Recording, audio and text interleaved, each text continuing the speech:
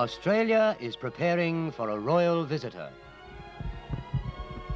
In every state, there's preparation for the processions and the parades. Nothing is routine now. There's a quiet sort of excitement in all we do. Soon, on a February day in Canberra, the national capital, the sun shines down on cabinet ministers and high officials, sparkles on the diplomats of many countries, all waiting, as we are waiting, to greet her. Suddenly, it is only a matter of moments.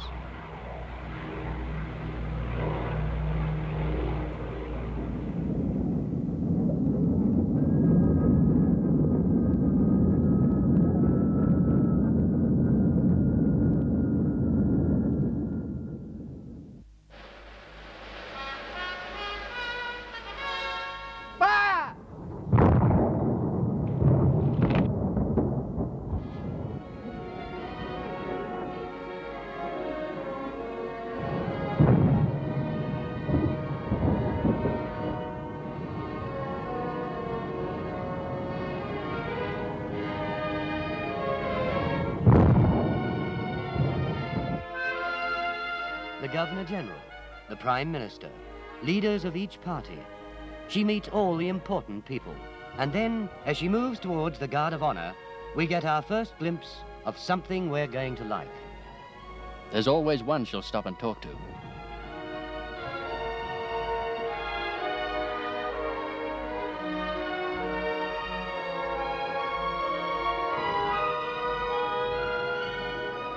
So it's begun. The Queen Mother is on her way into the city to meet us for the first time on this visit.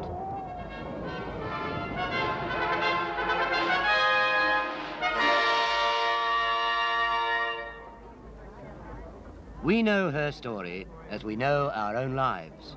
Duchess, then Queen, and now Her Majesty Queen Elizabeth, the Queen Mother.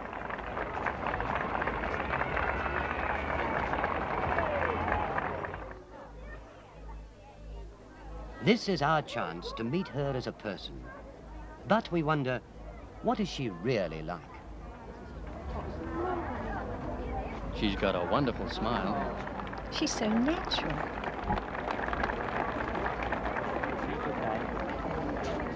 Now, how will she take to us? I am so very happy to be in Australia again. And I'm glad that my first speech on Australian soil should be made in the national capital. Since my visit in 1927, many pages of history have been written and many changes have occurred.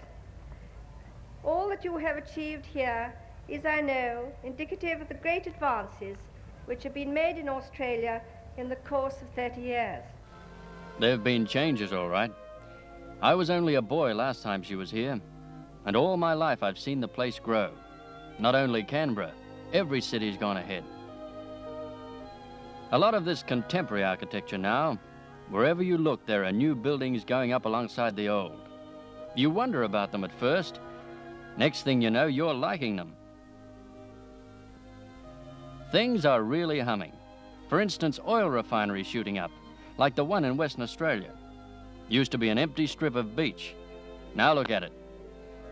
Of course, we've been making things like cars for years now.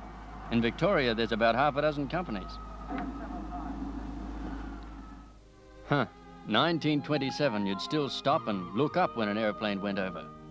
Now they're built here, including the best target aircraft in the world. The pace is on everywhere. Advanced modern hospitals, or not only in the big places, but in smaller cities too. Children growing up in a country going ahead like this need the best of education.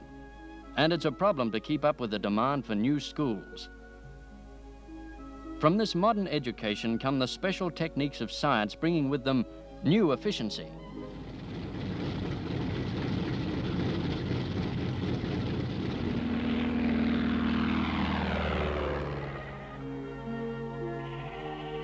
With scientific methods, the older industries have been developed and improved. Sheep and cattle go on growing in quality and numbers. A lot of this country's life and strength comes from the land, and scientific knowledge applied to the land is getting the best out of it. Maybe from irrigation. Maybe from the fuel that powers so much of this progress. Or the water that gives the new power the country needs as it goes ahead. 31 years. There have been changes, all right. Big changes. She'll see them wherever she goes. And so it's time for Her Majesty to set out on those journeys that will take her all around a nation and straight to the hearts of its people.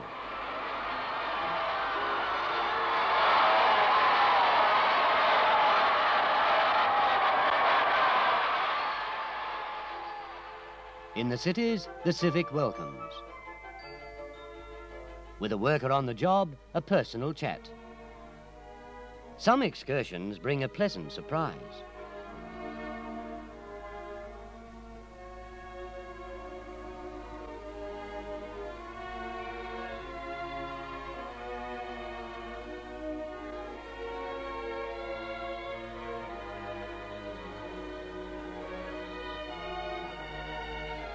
The Queen Mother wants to meet the people, and they want to meet her.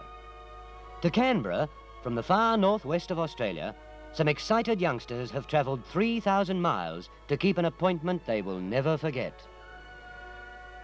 She really seems keen to get to know us, visiting people in their own homes, making friends everywhere.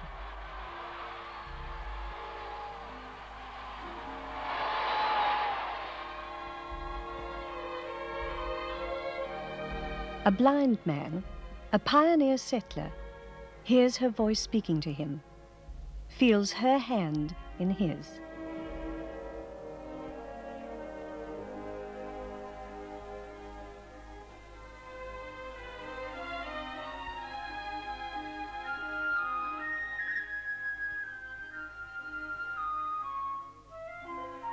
To the dead of 2 world wars she pays her tribute, with delegates from Commonwealth countries who are here for the important conference of the British Empire Service League, which she has come to Canberra to open.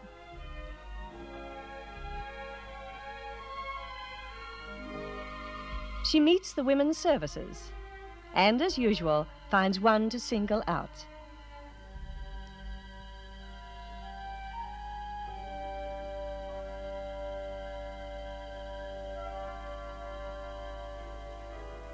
Naturally, she is always the focus of attention.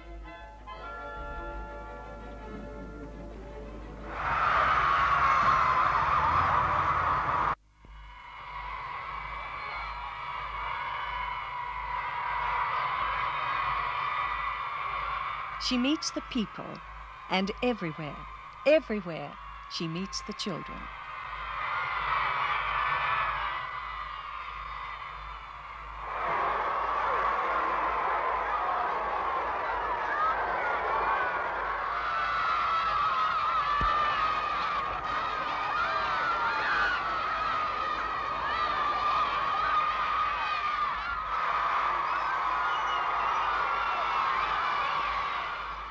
They roar and cheer and wave, or sit quietly, waiting and watching. As today in Perth, thousands of children form a map of the continent, and a schoolgirl speaks for the children of Western Australia. We, the children of Western Australia, speak for the whole Commonwealth of Australia, your land as well as ours. In these few brief weeks, our Australian brothers and sisters have been inspired by your presence amongst us. And so that you may always remember, we present a living map. The roll is called for all the states of the Commonwealth. As they respond to the roll call and their badges are drawn to the masthead, may your memories of them be happy ones. First, Queensland. A happy choice of name. Its badge of the blue Maltese cross, with the royal crown at its centre, rising in the distance. Brisbane doesn't have its best weather, and it's going to get worse. But the showground buzzes and swarms with eager Queensland schoolchildren.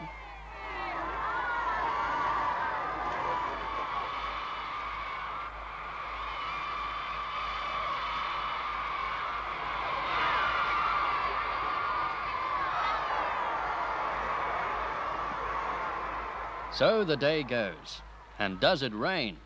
Oh, she won't come out in this, they said. But the Queen Mother doesn't disappoint a crowd that has waited in that kind of weather.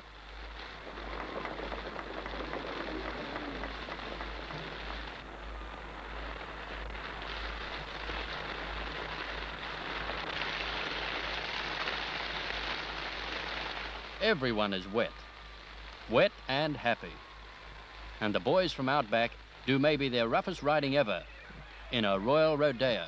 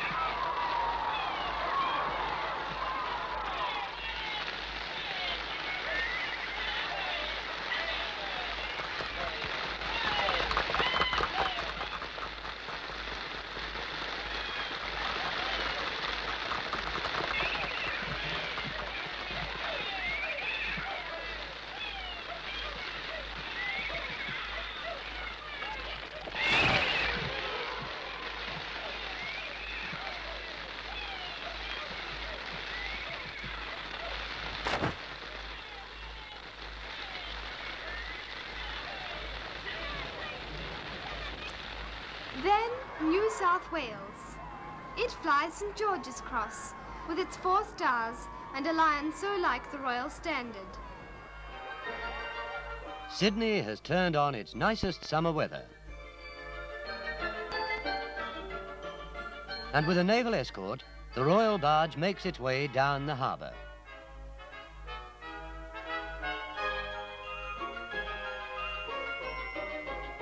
Sydneysiders love their harbour, and today they find it gives them vantage points all along the way.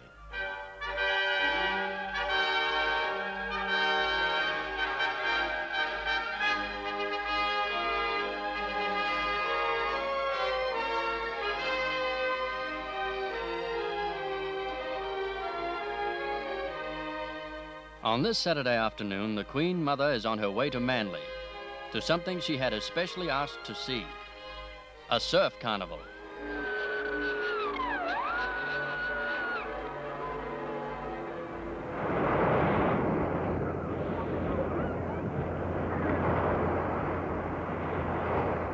From surf clubs up and down the eastern coast, young lifesavers combine to show her Australia's own kind of pageantry.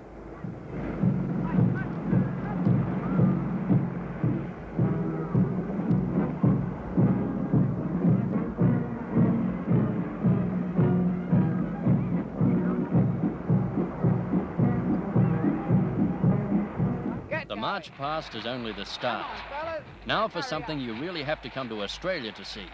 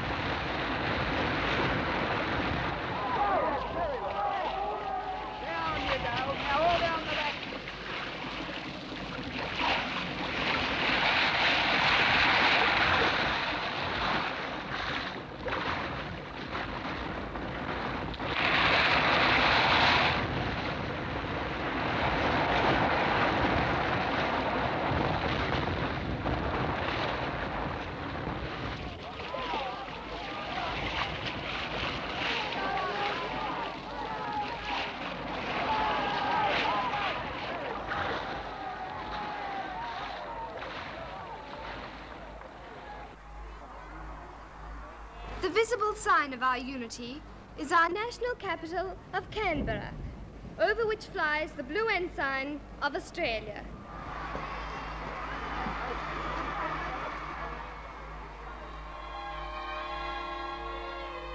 A summer wind blows across the parade ground of the Royal Military College at Duntroon as the Queen Mother presents the Queen Elizabeth II banner.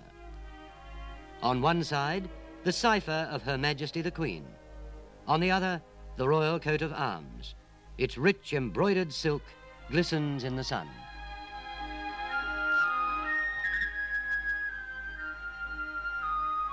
These, the Queen's colours, are a symbol of excellence, to be carried only by that company which has proved itself champion of Duntroon, and at the express wish of Her Majesty is known as the Sovereign's Company.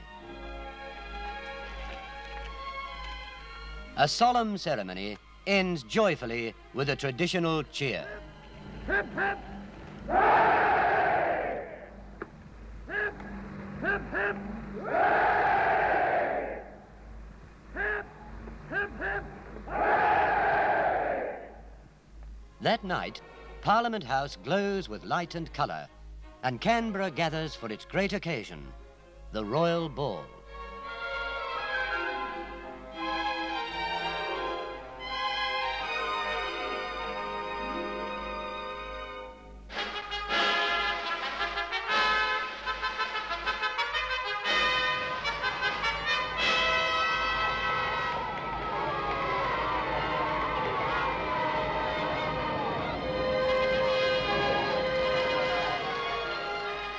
"31 years ago, a young woman came with her husband, the Duke of York, to open this building. Much has happened since then. Australia has grown and changed. Now she has come back to give this building another glittering moment to be remembered. And so into King's Hall, and the monarch for whom it was named watches her gracious entrance.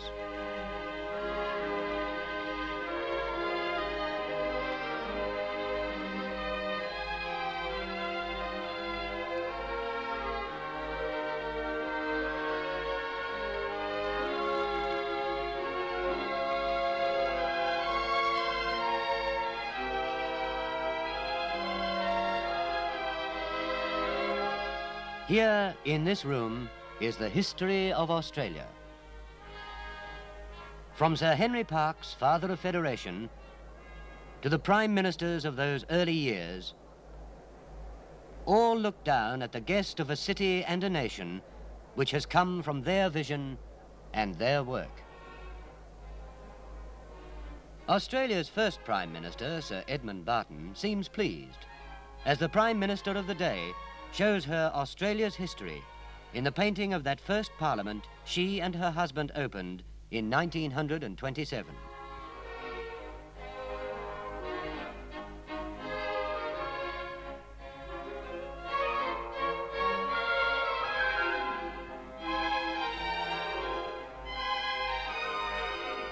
The present speaks, the past listens.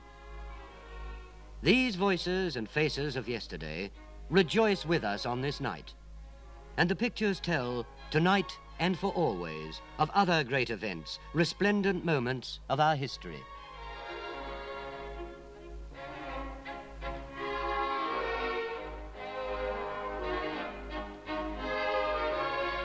Tasmania, the island state, with its English line in red.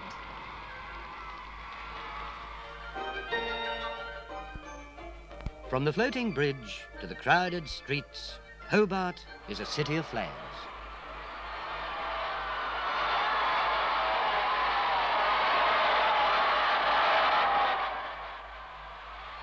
Another royal welcome, and that personality transforms every ceremony into something memorable, and even more than that, something personal.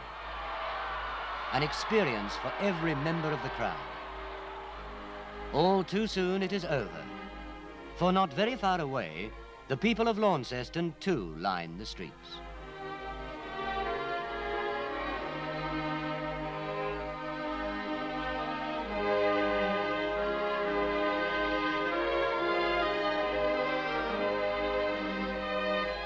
Wherever she goes, it's never quite long enough.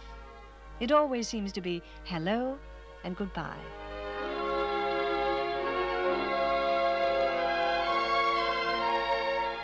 But such a nice goodbye.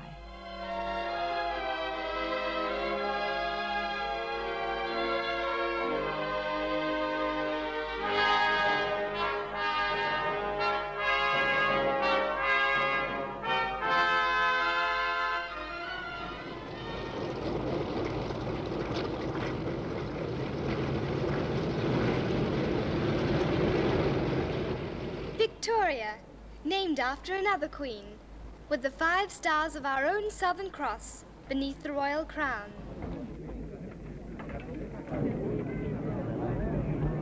Melbourne is sunny, and the ladies at Flemington Racecourse are dressed for the occasion. After all, it's 31 years since the Queen Mother was here. Judging by some of the hats, it might still be 1927. Melbourne's punters are pretty keen, but today, all eyes are on the grandstand.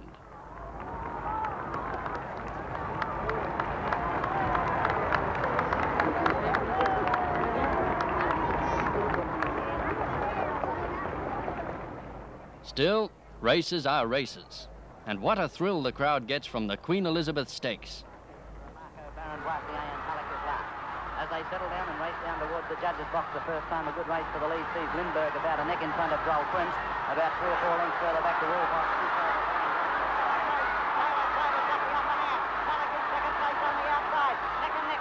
Prince Darius joining in again on the outside. A terrific struggle, 50 yards to go.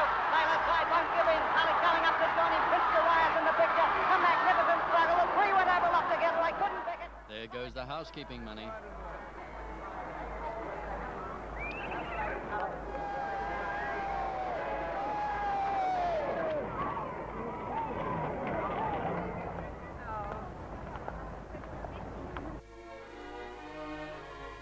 After the light-hearted visit to the races, the dignity of Melbourne University, the proud institution which has given teachers, scientists, statesmen to Australia. Today, it is to see the conferring of a degree on Her Majesty. Dressed in the robes of a Doctor of Laws and escorted by the Chancellor of the University, Her Majesty moves to the hall where the ceremony is to be held.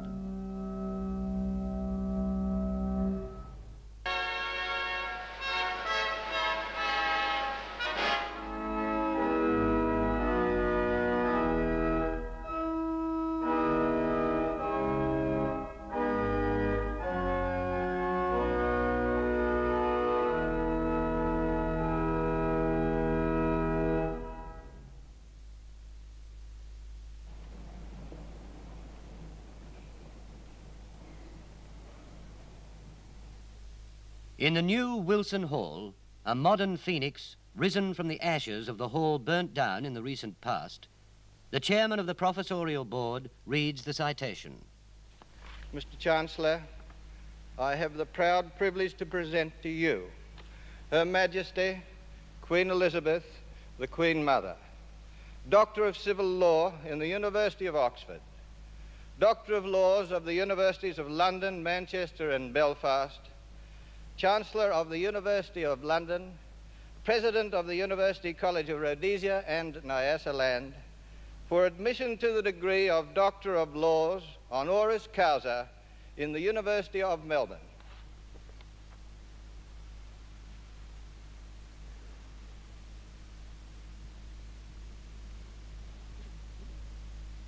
By virtue of the authority committed to me, I admit Your Majesty, Queen Elizabeth, the Queen Mother, to the degree of Doctor of Laws honoris causa in the University of Melbourne.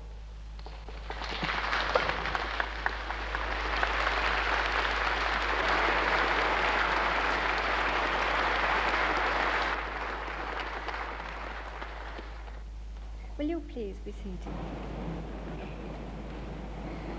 A challenging future lies ahead of this country.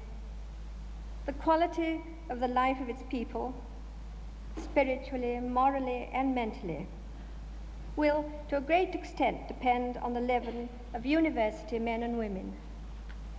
To all of you, therefore, whether teachers, administrators, students, or benefactors of this university, I wish Godspeed, and may success and happiness crown your devoted work.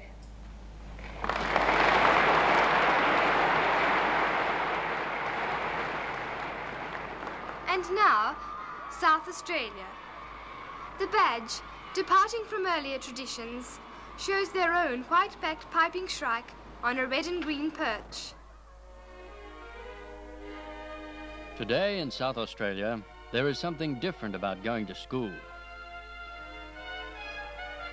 From homes in the suburbs or along country roads, everyone is carrying flowers.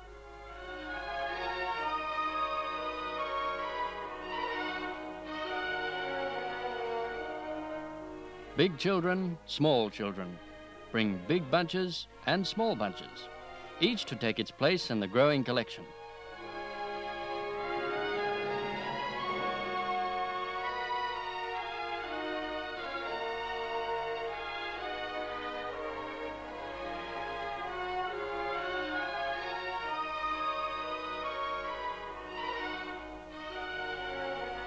Trucks call at all the schools and take flowers onto the central depot, for this is the idea. Everyone loves flowers. Let everyone bring their proudest blooms to make a brilliant display.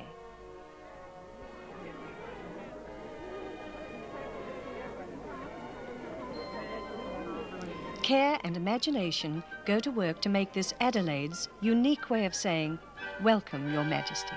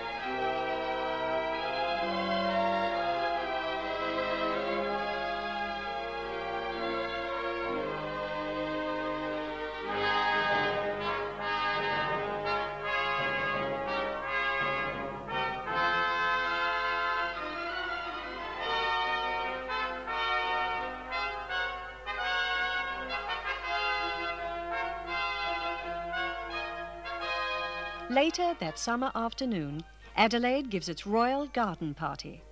Typical of the garden parties the royal visitor has enjoyed wherever she's been in Australia.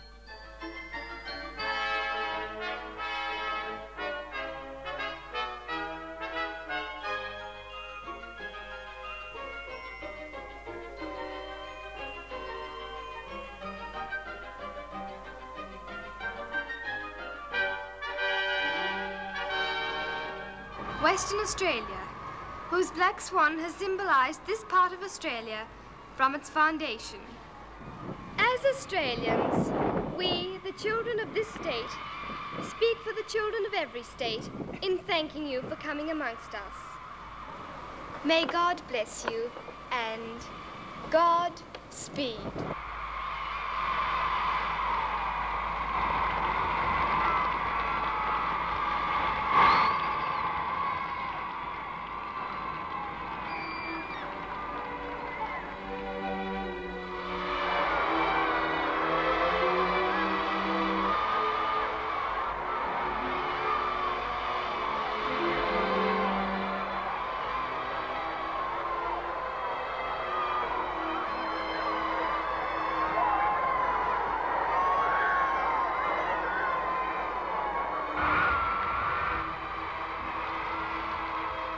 Now it is time to say goodbye.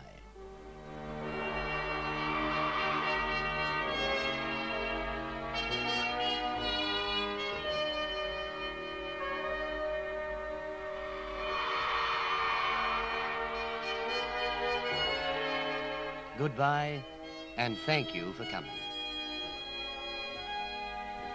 Every Australian who has met or even glimpsed her will remember the charm and the dignity of Her Majesty.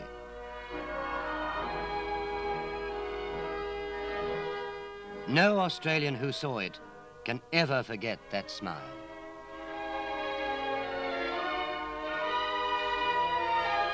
It is a happy farewell, then. She will be remembered not as a remote official personage, but as a warm and gracious lady seeking to know us all.